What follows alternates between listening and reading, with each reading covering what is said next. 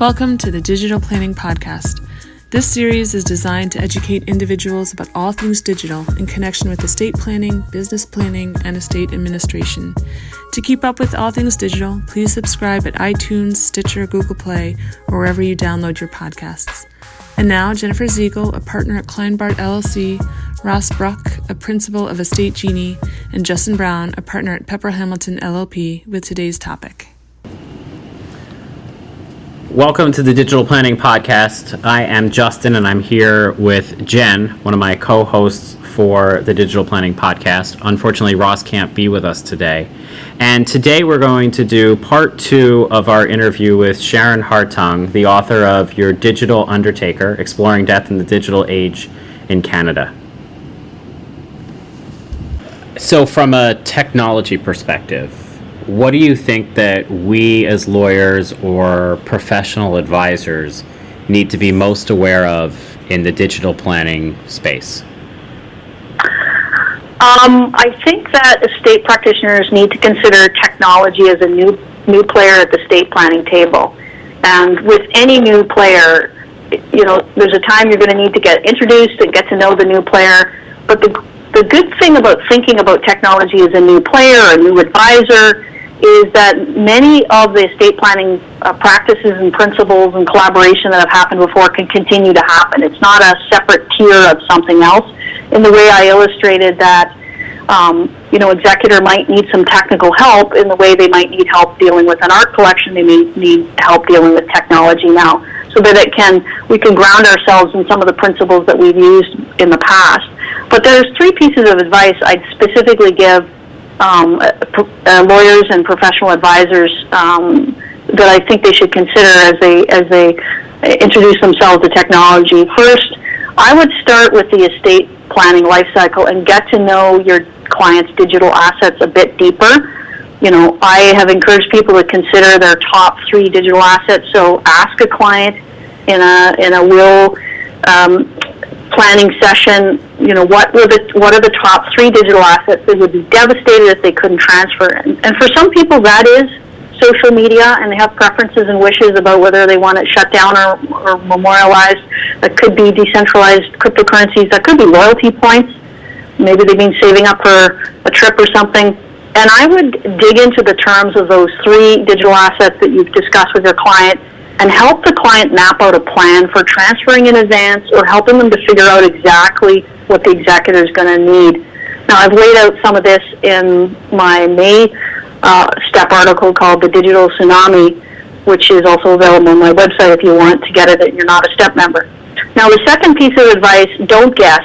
You might be the legal expert, but don't guess about the technology management. Get advice that you need that's specific for your client. I give the example, if you're a lawyer and you're dealing with intellectual property and you're not an intellectual property expert, you would logically reach out to a colleague. So if you have a unique asset like an art collection, you might call in an expert or refer a client to, tax advice or real estate advice. I was at an estate planning meeting recently and heard some lawyers recommending that clients store their passwords on a Google Drive, and I almost fell off my chair. Right? Because, their presentation was fantastic on the elements of law and intellectual property.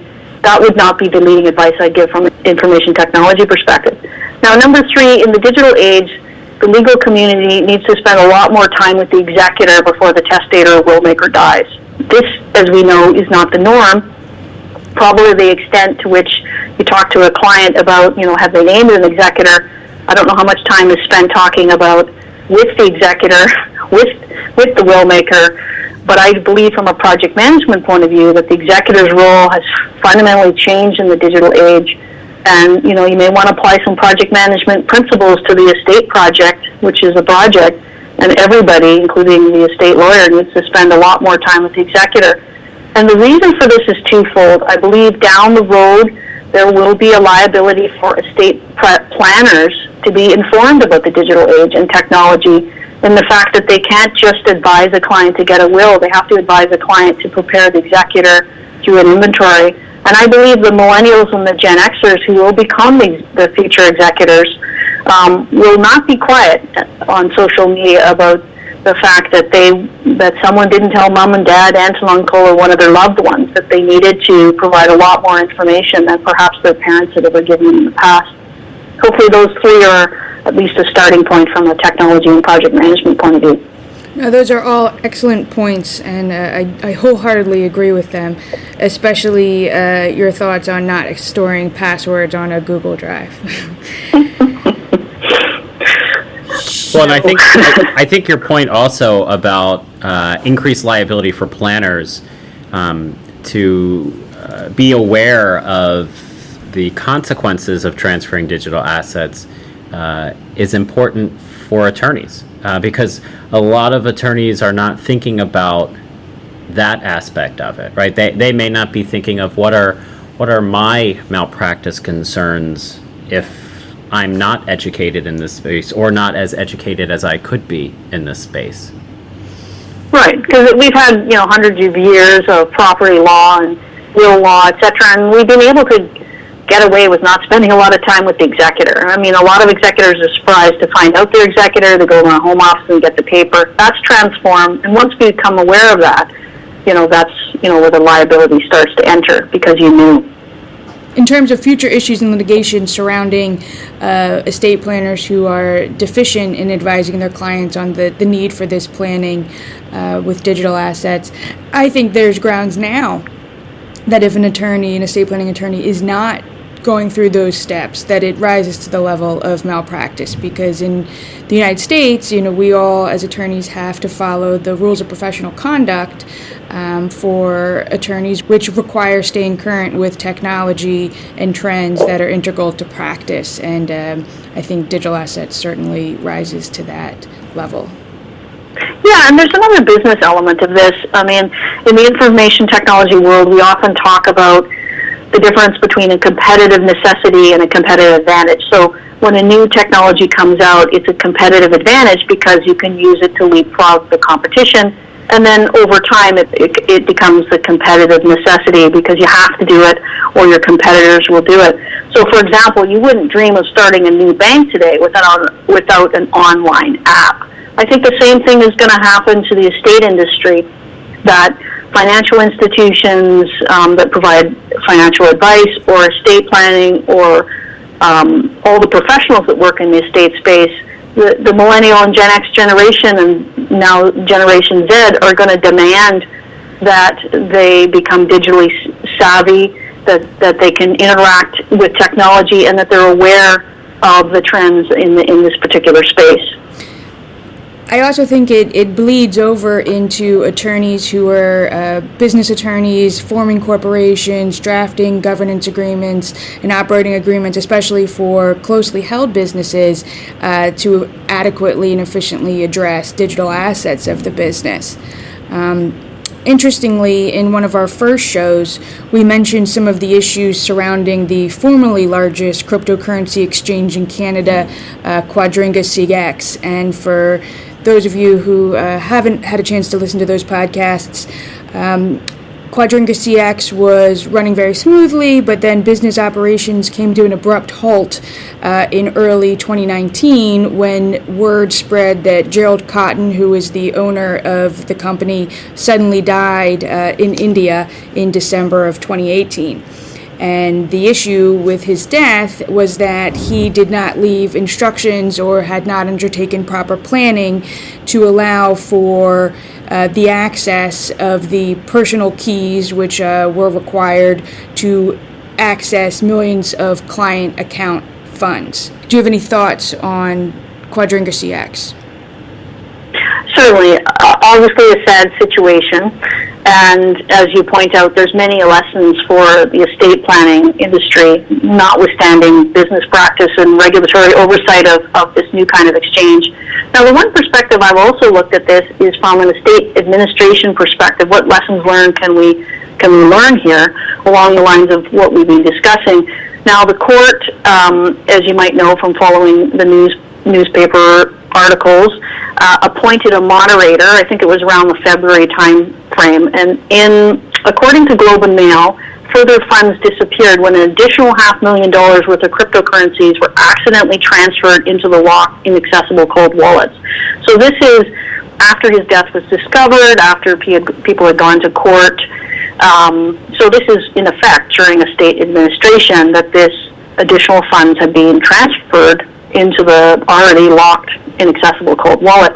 Now, if you consider that during a state administration, when handling specific assets, as I've said before, we might consider bringing special advisors for appraisals or advice, such as a real estate agent to help sell a house, or an art appraiser who knows how to handle an art collection. It really makes me wonder if a technical advisor had been consulted. And it leaves us with several questions. Were the remaining assets secured properly? Was testing done with a small value first if the transfer was needed? Was that the issue that caused the transfer in the first place? And was a technical management plan developed and reviewed with legal in terms of handling the remaining assets? So I kind of looked at this particular issue from an estate administration perspective, because I know we've had lots of dialogue on the estate planning side of it. So earlier in the spring, I read some articles about Quadringa CX and Gerald Cotton and his former business associate, who was no longer a member of the company at the time all of this transpired, but who had previously been a convicted felon in the United States for cyber crimes and I believe identity theft.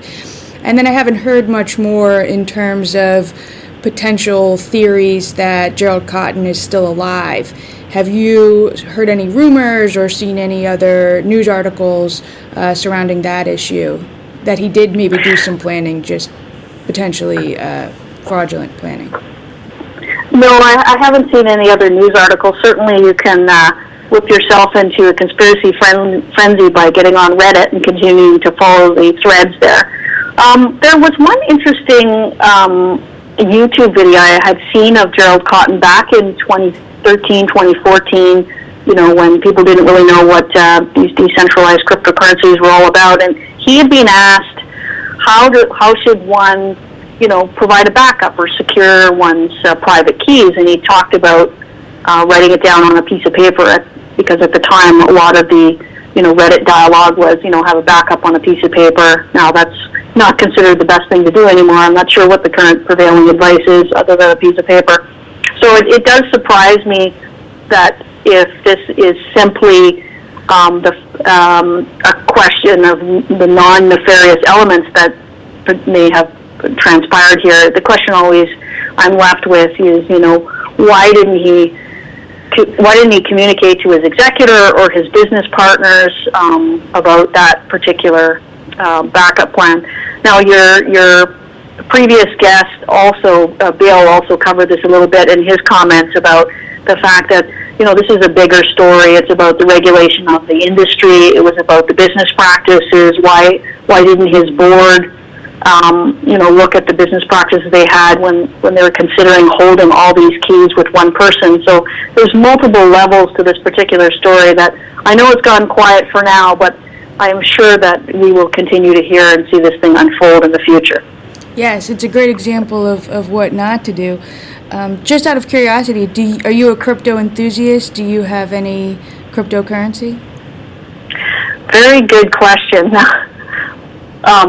Like many technology professionals, I'm always curious on the next shiny object and how it works. Now, I did roll up my sleeves in 2016 when everybody kept asking me how cryptocurrencies worked. And, no one asked me how the internet worked when it came out, probably because it was virtual and we could all see it. But in the beginning of cryptocurrencies, one needed to be a bit tech savvy to navigate.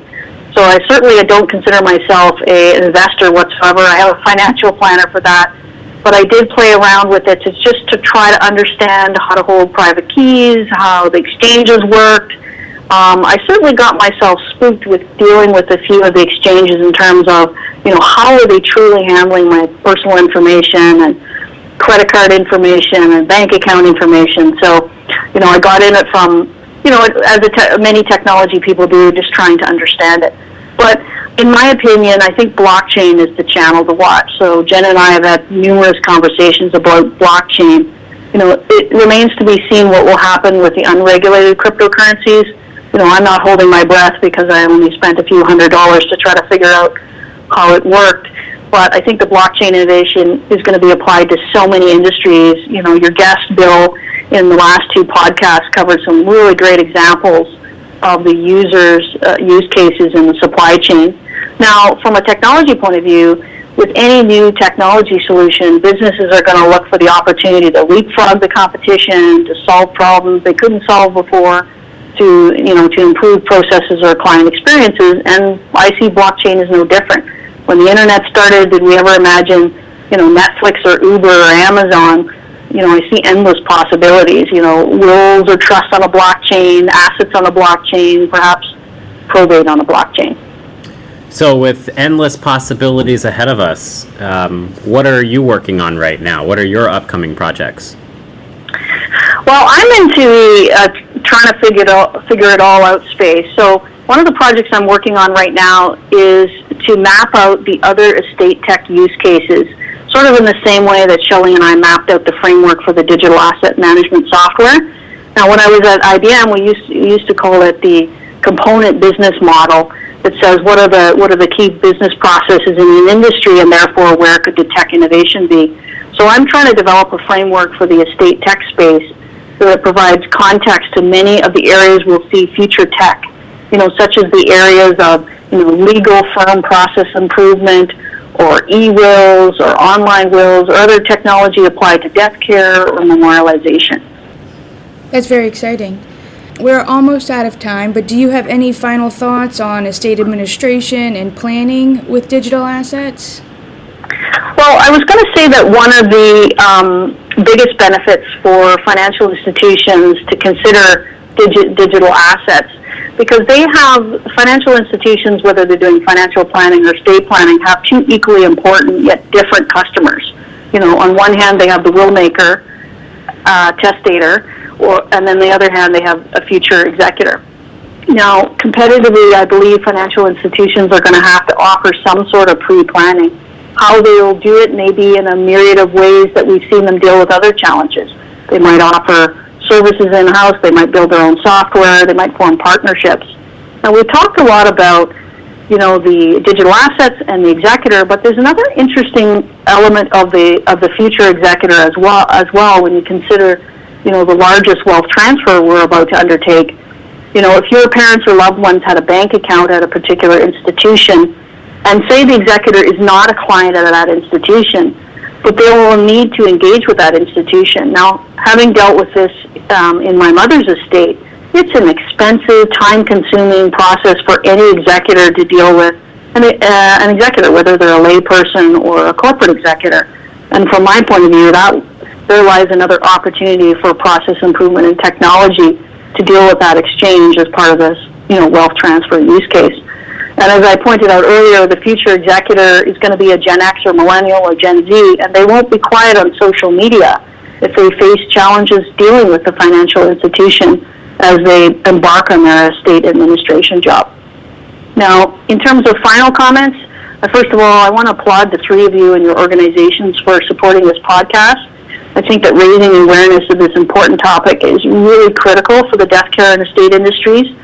Digital assets and the broader impact that we've been talking about today of the impact of the digital age on our clients will continue to fundamentally change estate planning and estate administration. But I think the good news is that if people take the time to get involved now, they can get on board before the train completely leaves the station, although I think it's half gone already.